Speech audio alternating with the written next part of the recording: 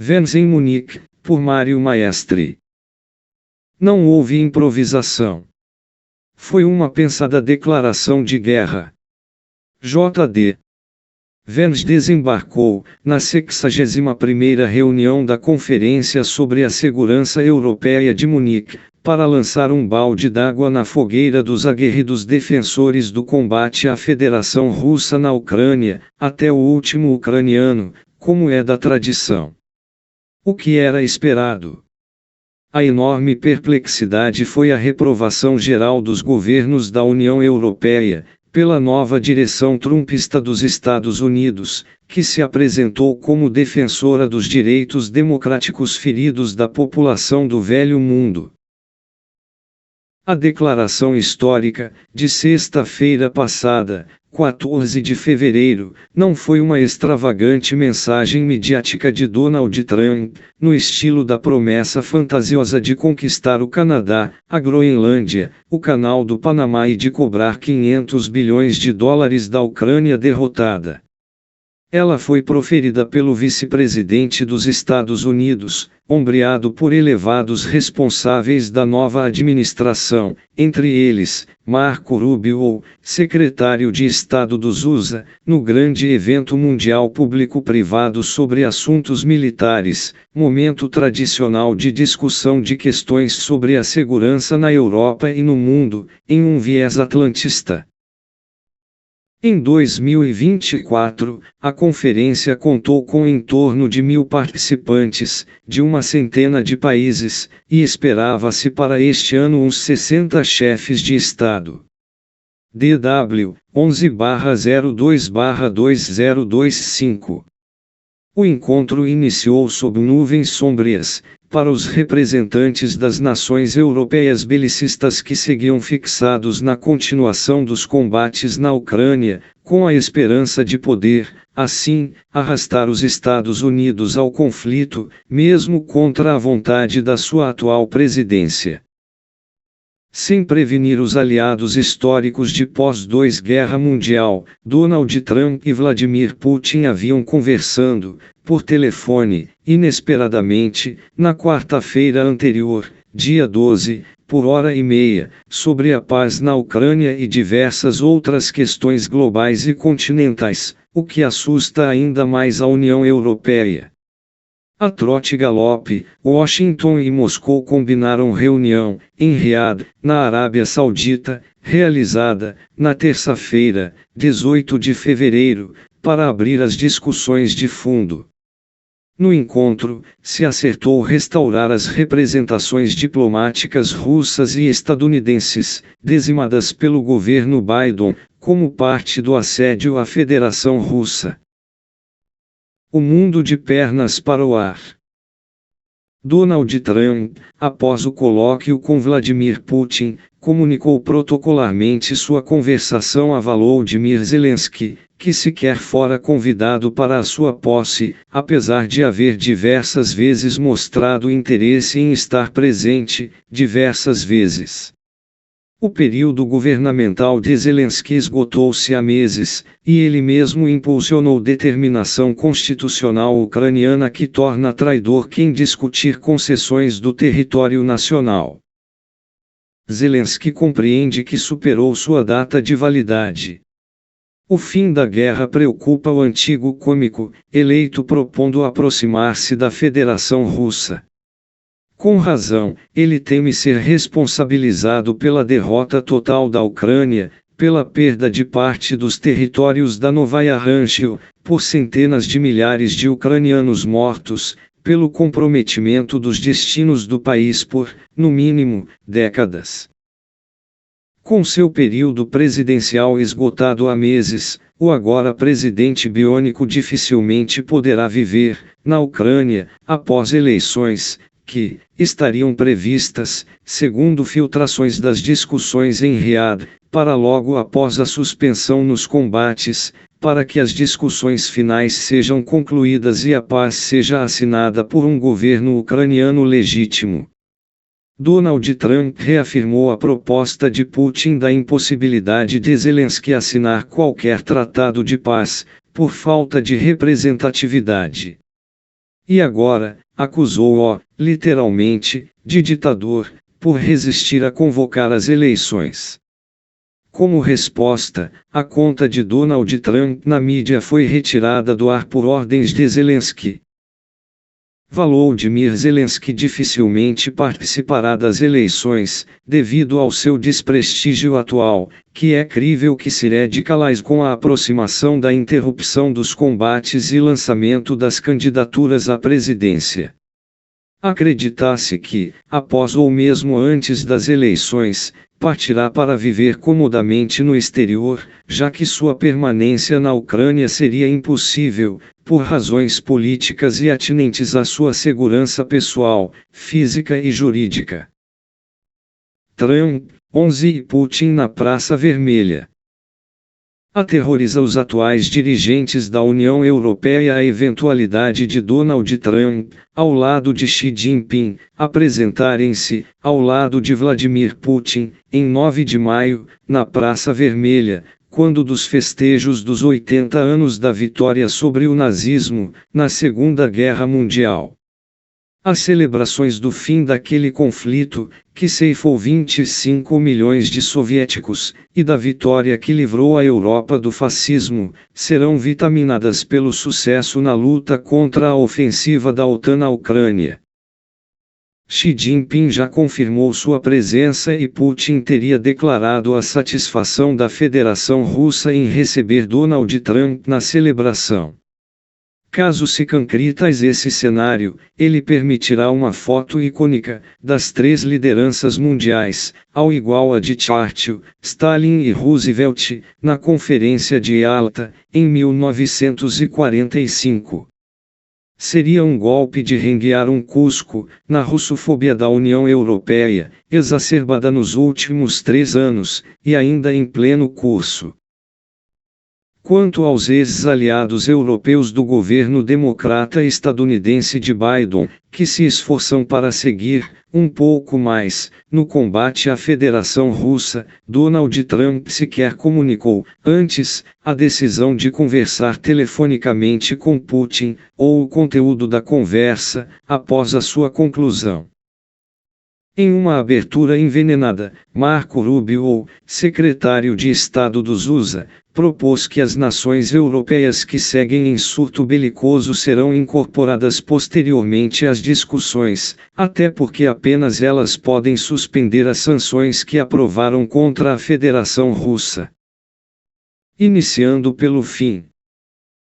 Na quarta-feira, 19, foi aprovado um novo pacote de sanções contra Moscou, a ser referendado, no dia 24 de fevereiro, terceiro aniversário do início do conflito, pelos ministros de Relações Exteriores do bloco, entre eles, os pouco confiáveis ministros da Hungria e da Eslováquia. Trata-se de espécie de desfeita, de dor de cotovelo, da União Europeia, por ter sido abandonada por seu amor da véspera, os Estados Unidos. No contexto da abertura das negociações, o governo trumpista lembrou que é ilusório o retorno à Ucrânia da parte da Novaya Russia perdida e impraticável o seu ingresso, hoje ou amanhã, na OTAN. Agora, estaria concordando com a retirada das tropas estadunidenses destacadas por Biden nos países bálticos, nações minúsculas que babam sangue contra a Federação Russa. Trataria-se de uma primeira resposta à exigência de Putin de um afastamento ainda mais significativo da OTAN das fronteiras da Federação. Exigências incontornáveis de Moscou para pôr fim ao conflito, que a Europa belicista e a administração Biden pretendiam negar, total ou parcialmente, a uma Federação Russa dissangrada pela continuação e acirramento dos combates. Tudo financiado e garantido pelos recursos estadunidenses que seguiriam chegando com a vitória de Kamala Harris, que substituiria o senil Bill Biden como vitrine do governo globalista estadunidense. Abrindo conversações diretas com a Federação Russa, desconhecendo a governança euroatlantista, Donald Trump lembra que a Rússia venceu o conflito e que foram os democratas globalistas de Biden que o inventaram e o sustentarão. Donald Trump lança, assim, simplesmente, a guerra e Volodymyr Zelensky na conta da passada da administração democrata, que ele se nega a pagar. Após limpar o terreno, se propõe a resetar a fundo a política internacional estadunidense. Se vai poder, é outra questão. A guerra continua. É enorme a confusão e a dilaceração atuais do atlantismo europeu, responsável pela adiantada construção de governança supranacional do velho mundo a serviço do grande capital globalizado. O Parlamento Europeu e a burocracia da União Europeia, personalizados por Ursula von der Leyen, presidente da Comissão Europeia, literalmente governam os governos nacionais europeus. Eles foram santificados como instâncias de gestão democrática, sobretudo após a desfeita de J.D. Vance. Em obediência ao grande capital globalizado, policiam os orçamentos nacionais, impõem cortes de gastos sociais, determinam a repressão à agricultura familiar, avançam o endividamento da população, impõem normas e leis em uma infinidade de domínios, castrando a autonomia nacional e reprimindo a vontade e a oposição da população e dos trabalhadores. E forçam, pela sedução e contabefes, a inclusão das nações periféricas na União Europeia e na OTAN, para estender o raio de sua hegemonia. Fez parte do projeto globalista, capitaneado, por décadas, pelo imperialismo estadunidense, com destaque para os democratas de Obama e Biden, a desorganização e destruição da Federação Russa e da China, em favor dos USA e, secundariamente, das nações imperialistas europeias associadas. Os instrumentos escolhidos foram as sanções, o combate econômico, o cerco diplomático, etc., seguidos de conflitos militares indiretos. O golpe da Praça da Independência Euromaidan, na Ucrânia, em 2014, seguido do assédio militar às repúblicas populares de Donbás, foi uma primeira ambiciosa materialização dessa ofensiva. Ela pretendia desembocar no cerco e na rendição da Federação Russa, que antecederia o ataque à China. Mas deu no que deu. Agora, os USA, o dono da bola, na guerra na Ucrânia, abandonaram seu time tradicional e começam a se abraçar com os jogadores adversários. E agora José? Para a União Europeia, os sucessos em curso são convulsões tectônicas. Eles ameaçam radicalizar o deslizamento, ladeira abaixo, do que resta do antigo poderio europeu. A dependência e submissão do imperialismo europeu ao estadunidense não foram um erro, previsto por Charles de Gaulle, a ser corrigido, como propõem comentaristas europeus, fingindo surpresa e indignação com a situação atual. Foi servidão voluntária, então rentável, por falta de alternativas. A Inglaterra, que reinava sobre o mundo, se esforça, agora, para não perder a Escócia e a Irlanda do Norte. A poderosa e orgulhosa França, que dominou enorme parte da África Negra, acaba de ser de lá expulsa, aos pontapés, sem sequer poder fazer cara feia. O trumpismo aproveita e impulsiona a perda de conteúdo, e não a destruição da OTAN e da União Europeia, para uma mais profícua e rentável relação bilateral com as nações do velho mundo e para enfraquecer os aliados europeus de seus inimigos estadunidenses. As raízes da atual situação são profundas. Em 2024, a eleição de Donald Trump deu-se no contexto de violento confronto de dois blocos capitalistas estadunidenses, com propostas opostas de solução da grave crise, não apenas de hegemonia, em que o país se encontra mergulhado. O trumpismo, que venceu as eleições, tenta melhorar a posição de setores do grande capital que representa e que lhe são afins. E expõe ao relento e à chuva, aqueles que lhe são adversos e que lhe dão combate. Como o tempo erdiruga, o faz com uma voracidade que espanta, denunciada como estranha às praxes e trejeitos diplomáticos tradicionais. Uma final em 2028. O bloco trumpista sabe que não pode perder a iniciativa no jogo, que tem partida eliminatória marcada para 2028. E a voracidade do conflito é tamanha que os perdedores não ficarão apenas com as cascas das batatas, mas as terão como refeição permanente.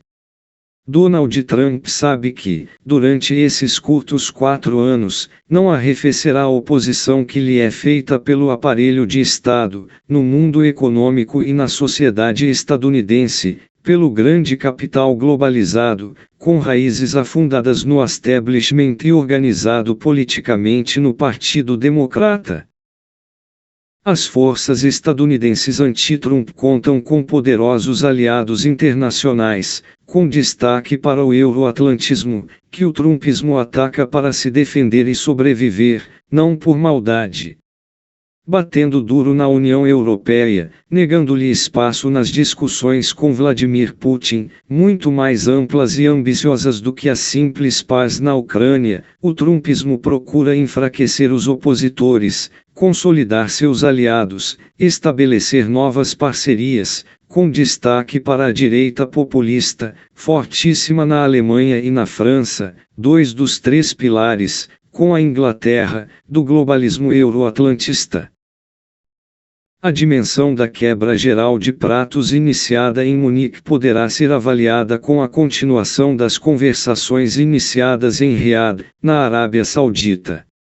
Elas apontam para uma mudança substancial do imperialismo no confronto com a Rússia e, talvez, até mesmo, com a China, o que parece mais difícil, mas não impossível.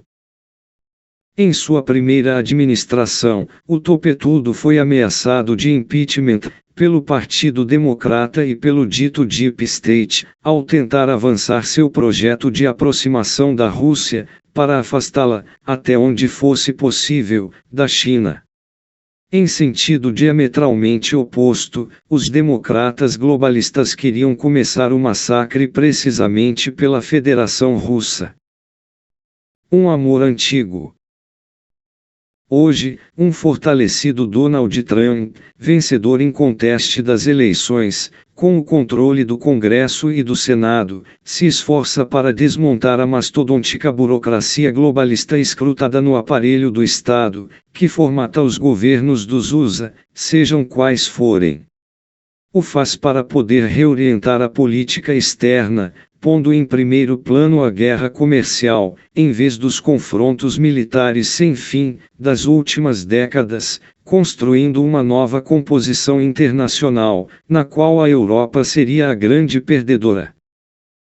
O imperialismo europeu teria queimado as caravelas ao se lançar de cabeça no conflito na Ucrânia, desde 2014, e a radicalizar, confiante, a agressão militar, em fevereiro de 2022, para alcançar seu objetivo estratégico, a expansão em direção à Eurásia e de suas matérias-primas. Tudo seguindo e escorado nos USA, como tradicional, sob a administração globalista democrata. Os governos do grande capital europeu prometeram às suas populações uma vitória total e rápida sobre a Federação Russa, proposta como carcomida pela corrupção e com uma indústria em farrapos. A mídia apresentou Putin retirando chips dos refrigeradores para armar mísseis e soldados russos combatendo com pás de cavar trincheiras, por falta de armas. Upload as desvairadas referendadas por Ursula von der Leyen, presidente da Comissão Europeia. CNN Brasil, 14.09.22. Bárbaros de nossos saias. Havia apenas que sancionar e isolar, econômica e diplomaticamente, a Federação Russa, para que ela se derretesse como um picolé ao sol. Se ela não fosse destruída, muito logo, os bárbaros eslavos do sanguinário Putin se esparramariam pela Europa, até os penhascos de Segras, no extremo sul de Portugal, onde matariam sua fome atávica comendo deliciosos pastéis de nata, sem pagar. A russofobia propõe-se encorar uma Rússia, ao mesmo tempo, aos pedaços e capaz de conquistar a União Europeia.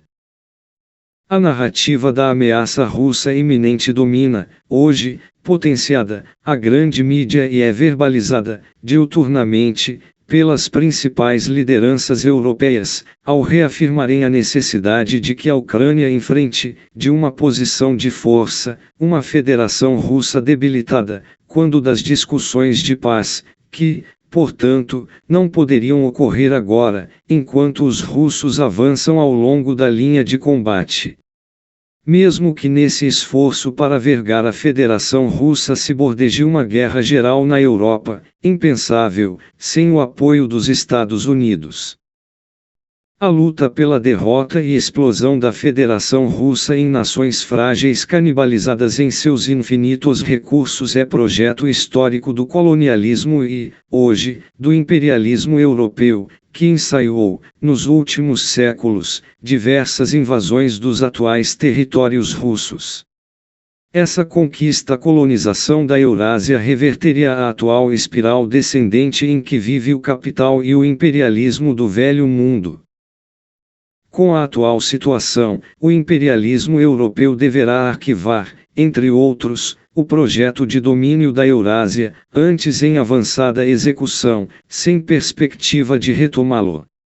É enorme a fragilidade da União Europeia, com sua grande economia líder, a Alemanha, mergulhada há 2 anos na depressão, enquanto enfrenta, com a França e a Inglaterra, uma enorme crise política. Para não falar da debilidade militar do imperialismo europeu.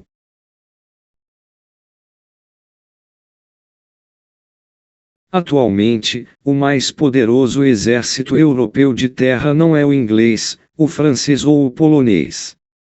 É o ucraniano, que não cessa de recuar sob os golpes da Federação Russa, que devia ter destruído. Parasitas e hospedeiros. Desde a Segunda Guerra Mundial, com algumas dissidências pontuais, o grande capital europeu avança seus objetivos apoiado no bloco imperialista USA, que integra como aliados cliente, já que eles correspondiam plena ou parcialmente aos dos estadunidenses, o chefe da orquestra globalista.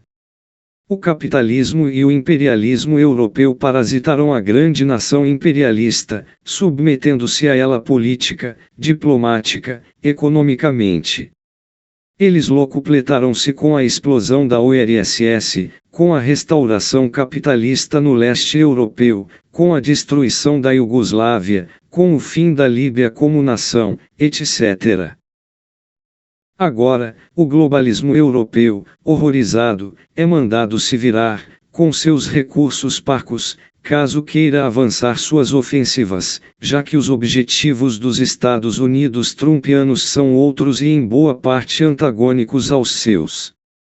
Ao menos por agora.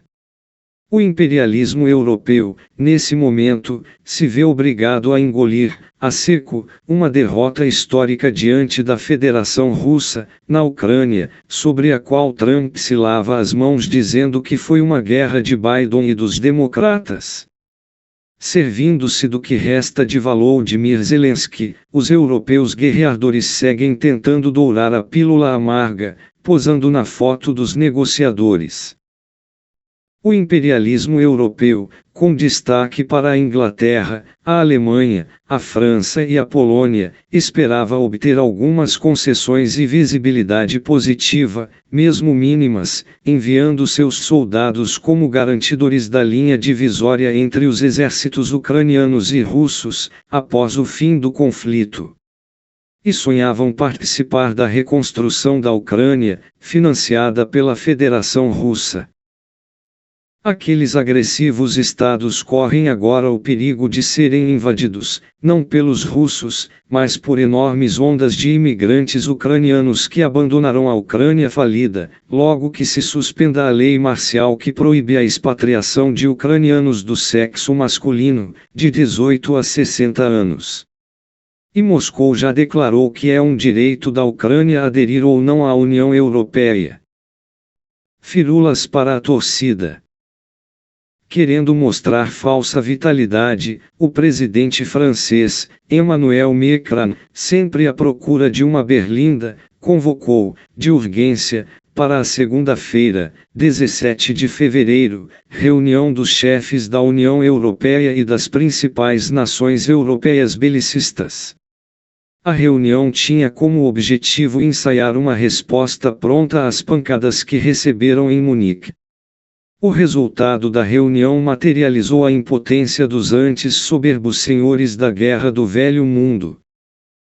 No encontro, os governos da Inglaterra, da França e da Suécia ausente, dispuseram-se a enviar tropas à Ucrânia, como garants da paz. Mas, nem nisso, os presentes à reunião mostraram unidade. A Alemanha, escaldada na Segunda Guerra Mundial, não quer proximidade com as tropas russas. A Polônia quer seguir posando como a nova grande potência militar europeia, sem correr o risco de fazer a prova dos 9 com o vizinho russo.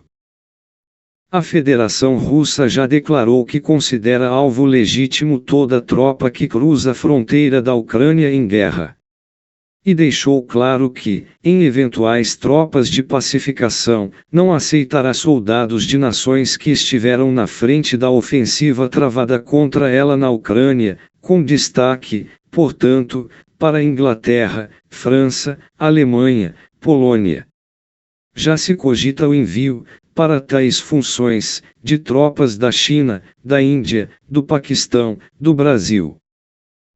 As declarações da reunião em Paris foram firulas, para a torcida, nos últimos momentos do jogo, por time procurando mascarar a goleada que sofreu. Uma segunda reunião já está marcada, aberta a todos os membros da União Europeia, sendo que alguns já anunciaram que participarão virtualmente, circunscrevendo a importância que dão ao evento. A vitória da Federação Russa fere fundo o prestígio em picada do imperialismo europeu, precisamente quando começam a ruir as comportas midiáticas, políticas, institucionais, repressivas com as quais ele submeteu e submete as classes populares e trabalhadoras no velho continente. Ou seja, o rei começa a desfilar sabendo-se nu, ao igual que enorme parte de seus súditos. O sentido da peroração.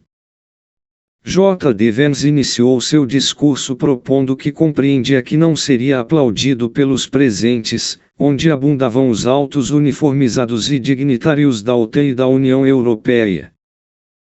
A seguir, completou, sem dó, a ameaça com a qual mais me preocupo em relação à Europa não é a Rússia, nem a China, nem nenhum outro ator externo. O que me preocupa é a ameaça interna, o recuo da Europa de alguns de seus valores mais fundamentais. Foi dura a impugnação de J.D. Vance da narrativa do imperialismo europeu sobre um próximo ataque russo do Velho Mundo, que anunciam, ao igual que os astrólogos, quando preveem o fim do mundo, para datas variadas, 2028, 2030, 2035. O vice-presidente trumpista desorganiza a atual principal campanha na União Europeia pela sua militarização, com a elevação dos gastos militares nacionais a 5% do PIB, uma enormidade.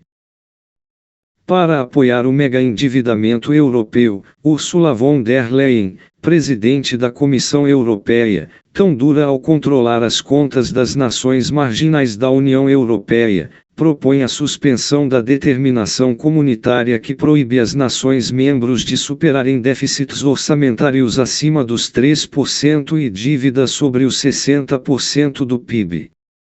UOL, 14/02/2025.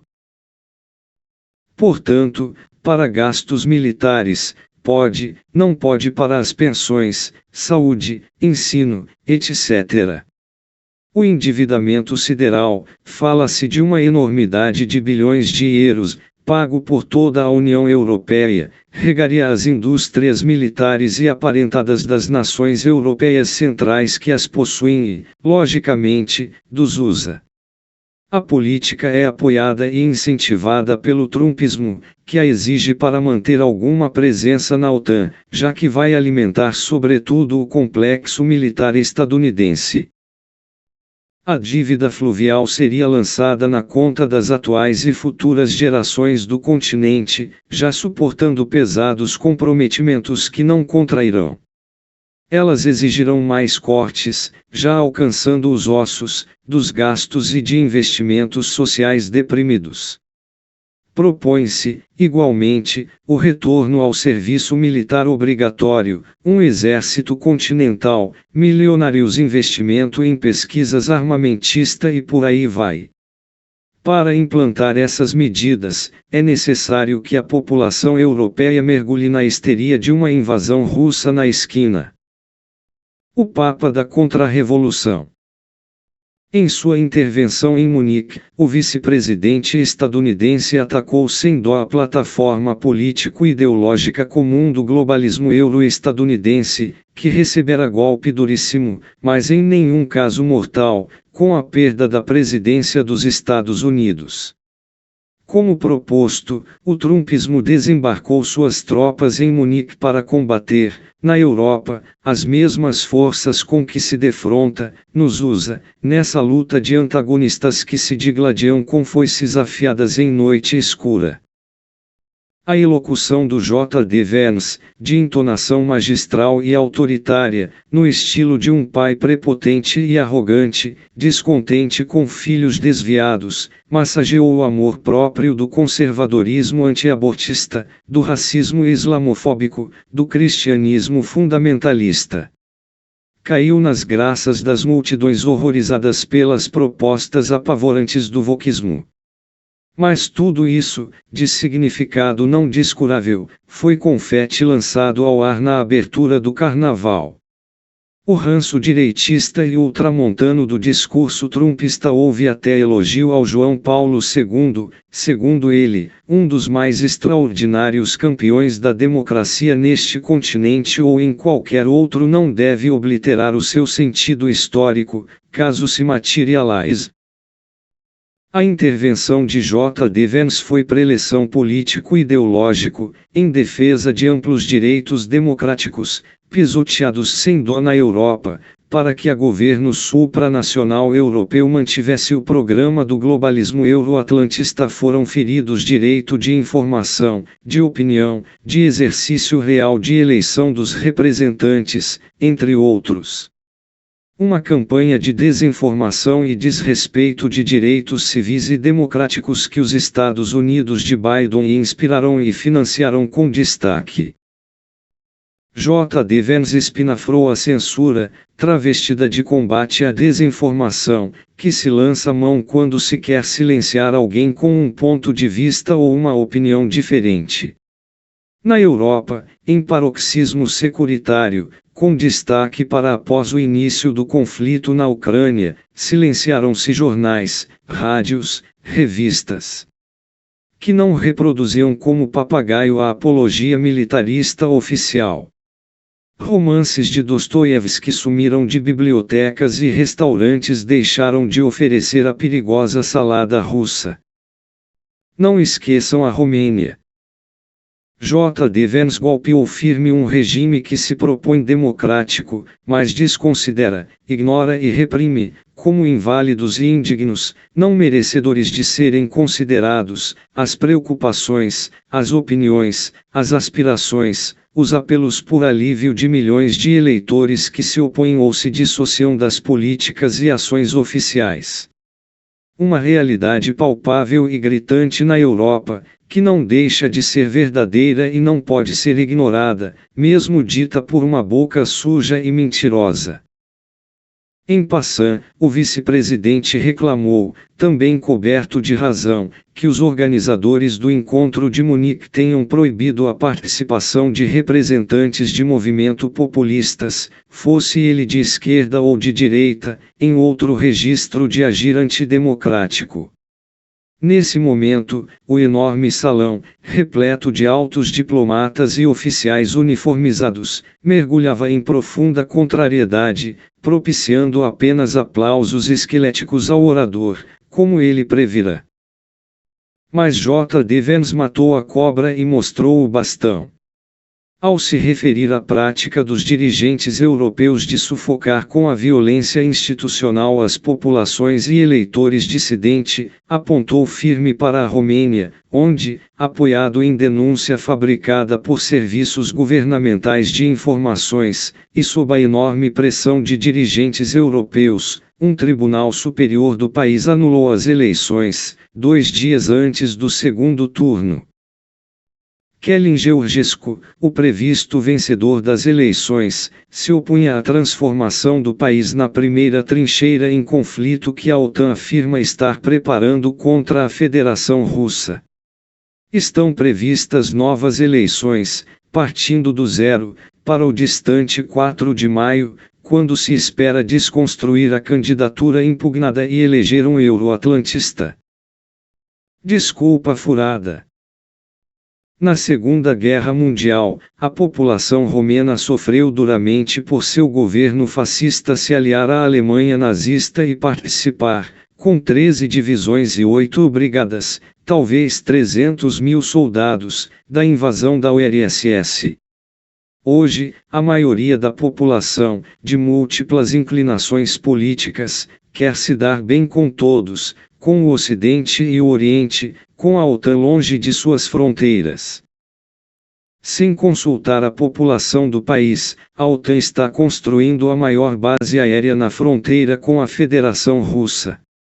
Com um perímetro de 30 km, ela abrigará milhares de militares, transformando a Romênia em ponta de lança do belicismo contra a Federação Russa. Os romenos temem, com razão, em se transformar em carvão, por primeiro, no início de um confronto geral. J.D. Vance lembrou que um eventual financiamento, pela Federação Russa, de algumas centenas de milhares de dólares, do candidato anti-OTAN, apresentado como razão para a impugnação da vitória já praticamente conquistada de Kelin Georgescu, oposto à base militar e favorável à neutralidade da Romênia, não justificaria, jamais, o verdadeiro golpe de Estado constitucional impulsionado naquele país pela União Europeia. Na Europa e periferia, não há eleições, movimento, revolução colorida, ensaio de golpe que não seja regado com ricos financiamentos, por baixo do poncho e mesmo à luz do dia, por meio de ONGs e associações variadas, pela União Europeia e pelos Estados Unidos, quanto a esse último, muitas vezes através da USAID, como está sendo atualmente revelado pelo trumpismo. Ninguém fala da Romênia. Até agora, nas respostas ensaiadas a J.D. Vance pelas lideranças europeias melindradas pelas acusações de antidemocratas, não se empreendeu a defesa da anulação das eleições romenas e das medidas em curso para impedir a vitória de um candidato contra a militarização do país. Sobre essa questão espinhosa e grave, prefere-se manter total silêncio. J.D. Vance instou os governos europeus a não temerem seus eleitores e a conviver com a possibilidade de que candidatos opositores ganhem as eleições. E registrou enorme desgosto ao escutar comissário europeu festejando o golpe da Romênia e prometendo que seria repetido, na Alemanha, caso as próximas eleições, no domingo, 23 de fevereiro, não ocorram como Bruxelas, a OTAN e o grande capital alemão, europeu e transnacional desejam. Ao criticar a ameaça de desconhecimento da vitória eleitoral da oposição no país em que se desenvolvia a reunião, ao igual que na Romênia, J.D. Vance pensava no Partido Alternativa para a Alemanha, em contínuo crescimento. Havia um movimento populista de direita, que recolheu a maioria das reivindicações, contra o governo e o euroatlantismo supranacional, das classes populares e trabalhadoras, desprezadas e abandonadas pelos partidos tradicionais, de direita, centro e esquerda. A Alternativa para a Alemanha é o primeiro partido nos territórios da ex-República Democrática, que segue funcionando como uma espécie de semi-colônia da República Federal Alemã, que a absorveu. A AfD se opõe à governança europeia, procurando recuperar a autonomia do país. É simpática ao retorno do marco e, sobretudo, se opõe à imigração selvagem dos últimos tempos, propondo por fim e inverter um fluxo migratório fortemente submetido às determinações e instruções da Comissão Europeia e outros órgãos do governo supranacional europeu. Imigração planejada. J.D. Vance se deteve na imigração maciça, lembrando que, na Alemanha, 1 em cada 5 habitantes chegou do estrangeiro. Essa situação, na qual viveria, mais ou menos, toda a Europa, teria sido resultado de uma série de decisões conscientes tomadas por políticos de todo o continente, ao longo de mais de uma década. E lembrou que nenhum votante europeu acudiu às urnas para abrir as comportas a milhões de imigrantes não controlados. Mel aos ouvidos, não apenas da AfD e do Reagrupamento Nacional, o primeiro partido da França, de viés populista de direita, este, sim, no passado, neofascista. Em 2023, havia 14 milhões de estrangeiros vivendo na Alemanha, com as fronteiras abertas pelo grande capital para baixar os salários e travar o movimento sindical no país. A AfD propõe fechar as fronteiras do país e expatriar os estrangeiros ilegais, política que está sendo abraçada pela direita dita constitucional, não apenas na Alemanha. Donald Trump defende e está aplicando a mesma política nos Estados Unidos, também com larguíssimo apoio entre a população do país, com desataque para os trabalhadores e os imigrantes documentados. O Partido Nacionalista e Populista Alemão simpatiza com o fim da guerra na Ucrânia e o retorno das relações com a Federação Russa.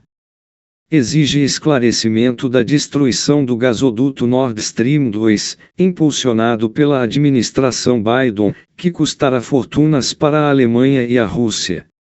O ato terrorista fez parte das iniciativas para que o gás barato russo fosse substituído pelo mais caro estadunidense. O atual governo alemão se fez de morto, enquanto torpedeavam a economia do país. Na Europa, a Alemanha conhece regime restritivo dos direitos da população, que prefere, em bom número, não revelar suas opiniões, temendo represálias. O país possui Departamento Federal de Proteção da Constituição, que, segundo seu integrante, monitora pessoas, grupos e partidos políticos, tidos por ele como anticonstitucionais ou ameaças à segurança, sem saber que são espionados e ter, portanto, direito de defesa. O controle é feito por controle de correspondências e telefonia, vigilância online, etc. German Report, 23/04/2024. Estado autoritário. A Alternativa para a Alemanha vive sob a vigilância e possibilidade de cassação e de outras ações contra seus parlamentares, militantes e simpatizantes, devido às suas opiniões políticas. J.D. Vance se entrevistou com dirigente da AfD, prestigiando a organização, faltando poucos dias para as eleições, dificultando assim sua repressão administrativa. E se negou a se encontrar com o atual chanceler da Alemanha, que, após os USA, foi o grande financiador em armas e recursos da ofensiva contra a Federação Russa na Ucrânia. Na França, o Reagrupamento Nacional, também de viés populista de direita, já é o primeiro partido do país, com um programa próximo ao Alternativa para a Alemanha, mas mais comportado, já que procura, nos últimos anos, conquistar o voto conservador tradicional.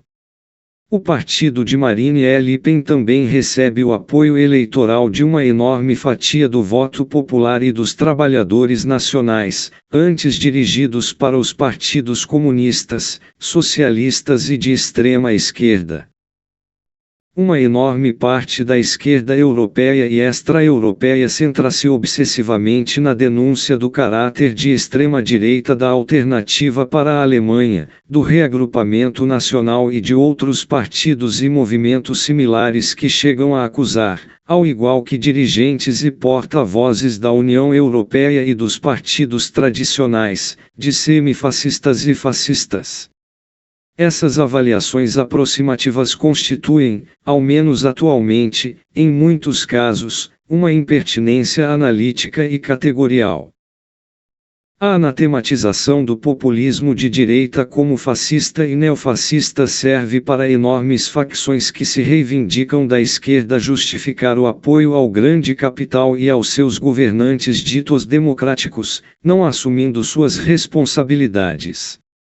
Mais do que apostrofar o populismo de direita, impõe-se compreender por que dezenas de milhões de populares e trabalhadores europeus votam nele, tendo abandonado os partidos que se dizem de esquerda. E agir em consequência. O capitalismo é o inimigo. É necessário, sobretudo, encontrar as razões que levam os eleitores populares a confiar no populismo de direita, para avançar suas reivindicações mais sentidas e justas, mesmo quando mal formuladas. Reivindicações que os partidos da direita populista abraçam e reformatam segundo suas orientações políticas, ideológicas, econômicas, ainda que tendencialmente determinados por seu novo eleitorado. Impõe-se, sobretudo, que os partidos de esquerda superem o afastamento da luta anticapitalista, que hoje ignoram, e, portanto, retornem às reivindicações populares, abandonadas em favor da defesa de políticas identitárias, wokistas, pretensamente ecológicas, e por aí vai, dirigidas a setores globalizados de classes média, nas quais se enraizarão. Na Europa, impõe-se a luta contra o governo supranacional do grande capital e por uma Europa do mundo do trabalho. Pela dissolução da OTAN, pelo fim da guerra na Ucrânia, pelo fim do cerco à Federação Russa. Pelo combate aos gastos militares e à militarização da sociedade. Em defesa da proteção do mundo do trabalho e da sociedade das vagas de imigração selvagem programadas. Luta por políticas, iniciativas e legislação para a integração geral das comunidades não nacionais, travadas por defesa oportunista das maravilhas de multiculturalismo, onde populações vivem, em um mesmo país, em uma mesma cidade e em uma mesma rua, em seus nichos, falando seus idiomas de origem, sem compreender-se com os nativos e com muitos outros imigrados. Impõe-se a luta pela manutenção e ampliação dos direitos sociais para todos, o combate ao wokismo e ao identitarismo como novo padrão de integração social, a defesa da população do assalto do capital farmacêutico e hospitalar, são algumas das muitas reivindicações que se chocam com os interesses do grande capital. Mas elas permitiriam que as classes populares e trabalhadoras retornem e reconstruam os partidos que hoje se reivindicam de esquerda. O que nos espera? É ainda difícil prever o sentido último das conversações iniciadas em Riad, na Arábia Saudita. Já se fala em um próximo encontro entre Putin e Trump, sem data marcada, acelerando e concluindo, ainda que parcialmente, as negociações. O fim da guerra na Palestina e na Ucrânia é indiscutivelmente um enorme avanço para as classes trabalhadoras e a população mundial. Ela minora, mas não põe fim, ao enorme sofrimento da população palestina. E afasta a possibilidade de colonização da Eurásia pelo imperialismo e de guerras mais vastas, como o desdobramento dos combates na Ucrânia. E deve ser festejada. A atual iniciativa de Donald Trump tem como objetivo central um afastamento, ainda relativo, da Federação Russa da República Popular da China, em favor dos Estados Unidos, em uma inversão do pacto de inícios dos anos 1970, entre Mao Tse-tung e Nixon, em detrimento da URSS. Alguns analistas avançam a possibilidade de que esteja sendo pensado pelos USA uma recomposição pactuada do poder entre a China, a Rússia e Washington, deixando a Europa haver navios. Essa possibilidade se apoiaria na impossibilidade dos Estados Unidos de se defrontar militarmente com a China, mesmo isolada de Moscou, sem o apoio da Europa, ou seja, da OTAN, que o Partido Democrata e Biden pensavam, ao contrário, fortalecer e ampliar. Conflito que o bloco euro-estadunidense pretendia avançar, depois da derrota da Federação Russa, servindo-se possivelmente da declaração de independência de Taiwan, como espoleta de um conflito regional, como se serviu da Ucrânia, para lançar o ataque à Rússia, no qual fracassou. A declaração de independência de Taiwan é uma linha vermelha posta por Pequim. Nacional imperialismo. A administração Trump, inclinada ao confronto econômico e comercial, parece interessada em rediscutir suas relações comerciais com todas as nações, espremendo-as, sem exceções. O que poderia ser, também, um passo atrás, para um posterior confronto mais duro com a China, com os Estados Unidos tornados great again. Se for possível. O certo é que novas e múltiplas possibilidades se abrem, apenas mais ou menos assustadoras, para os destinos das populações mundiais. O trumpismo é, atualmente, apesar de suas ameaças retóricas à Groenlândia, ao Canadá, ao Panamá, etc., um novo ativismo mundial imperialista não belicista, que pôs fim ao conflito aberto na Palestina e pretende concluir a guerra na Ucrânia. O que é relativa e transitoriamente para lá de positivo. Política e ideologicamente, é uma proposta de direita pré-moderna, um nacional imperialismo autista, de viés irracionalista, obscurantista e antidemocrático, pouco amigo dos direitos dos trabalhadores e das populações. A cara feia e brutal do trumpismo tem servido, mesmo na esquerda, como escusas para lamentações pelo recuo e perda de protagonismo mundial das cordiais instituições internacionais, como a ONU, a União Europeia, o Tribunal Penal Internacional, e, sobretudo, do ainda mais gentil imperialismo globalista democrata, defensor do wokismo, dos múltiplos identitarismos, de uma transição verde envenenada, de pós-modernidade que enterra, em todos os sentidos, as classes populares e trabalhadoras. Viúvas do liberalismo. Se deixa de lado e se esquece rapidamente que o imperialismo globalista democrata, ou republicano, foi o grande responsável pelo genocídio na Palestina e mortandade na Ucrânia, na Iugoslávia, na Síria, no Afeganistão, na Líbia, para não irmos mais longe, não raro apoiado, desculpado ou deixado de mãos livres, pelas ditas instituições internacionais. É patética a choradeira pelos tropeços do liberalismo imperialista na sua versão democrática formal. O que embaralha ainda mais as cartas lançadas atualmente à mesa é que, Paradoxalmente, o trumpismo é uma expressão política de facções do grande capital não hegemônico ao nível mundial, onde domina, ainda, o capital transnacional globalizado que perdeu as rédeas, espera-se que momentaneamente, da poderosa nação do Ocidente, em decadência relativa, mas ainda com garras afiadas e dentes atômicos. Trata-se de um capítulo novo de uma velha novela, com abertura surpreendente, que temos que seguir com extrema atenção, pois os atuais sucessos rocambolescos atingem, envolvem e ferem a sociedade como um todo, com destaque para as classes populares e trabalhadores. Classes trabalhadoras e populares que necessitam invadir os cenários e escrever os roteiros para dominar e pôr nos eixos um comboio mundial em permanente e cada vez mais perigoso descarrilhamento. Citação. Entrevista, Joseph Christ, juiz do Tribunal Constitucional Alemão. Migalhas, 23 de abril de 2024.http://url. Agradecemos a leitura da linguista Florence Carbone, da UFRGS.